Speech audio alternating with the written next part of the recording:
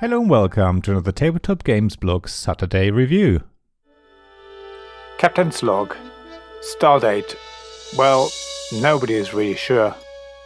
After having been drawn into some sort of temporal disturbance, the Enterprise is now floating helplessly in space without thrust and only minimal power. Our view screens show the presence of another vessel.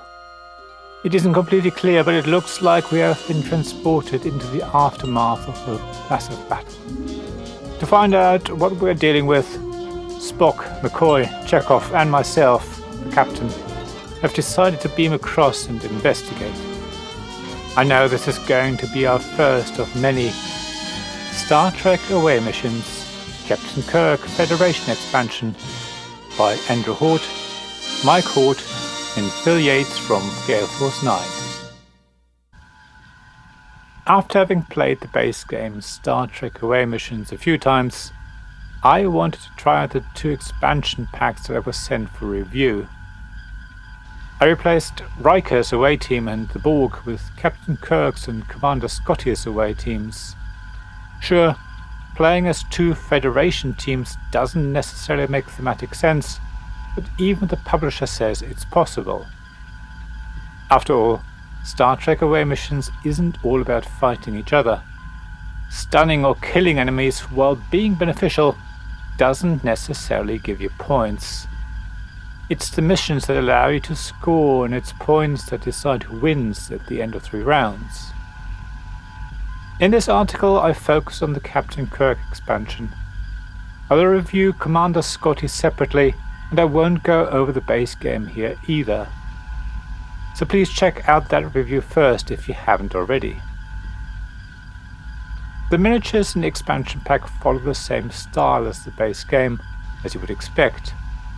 I do love their poses and how the heads are slightly too big, making them look more like comic book characters than real-life science fiction heroes. I think that is very fitting, because Star Trek Away missions, like the original Star Trek TV series, is about entertainment.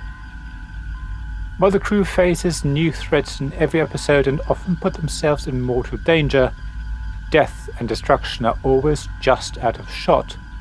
You never see anyone being killed. The same is true in the game.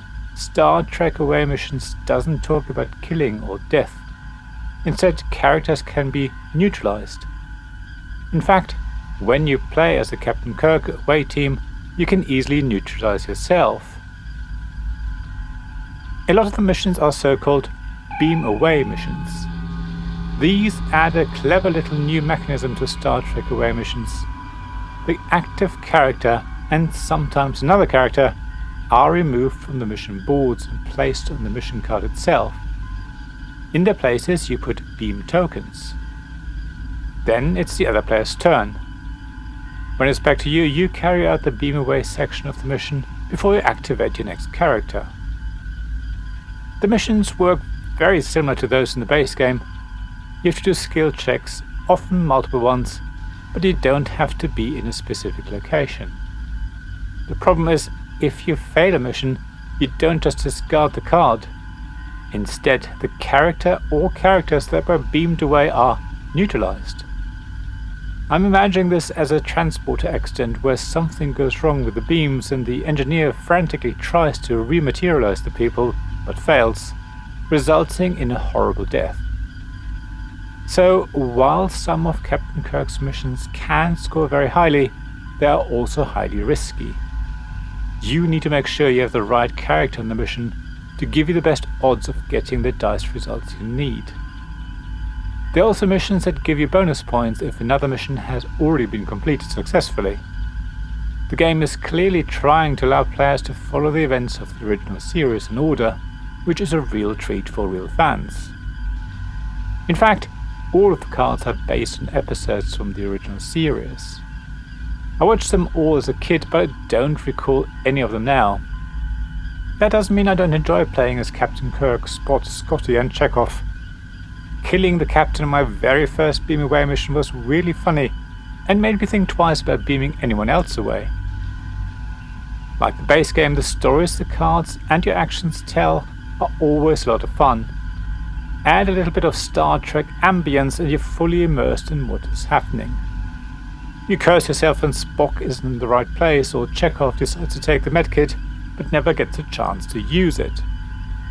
You laugh when Bones is waiting on the bridge while he really needs to be in the medbay to complete missions, rather than leaving him to his fellow crew who woefully roll failures. The expansion pack really adds a whole new level of interest. Not only do you get a completely new deck of mission and support cards, as well as lovely miniatures which you can paint if you have time, you also get new twists on the basic mechanisms. While I'm not much of a tabletop miniature skirmish player, Star Trek Away Missions feels a lot more like a board game. It comes with modular boards which are double-sided to give you even more variety, and it's action and card-driven. It takes a little while to learn the base game, but it's really not that hard when it comes to playing it. So if you already have the base game, then I strongly recommend you give Captain Kirk a try. I thoroughly enjoyed playing him. Thank you for listening to this Tabletop Games Blog Saturday Review podcast. Please check the description below for links mentioned in this episode, as well as to the written version of this article on the blog. If you enjoyed this episode, please subscribe, give us some stars or leave a review.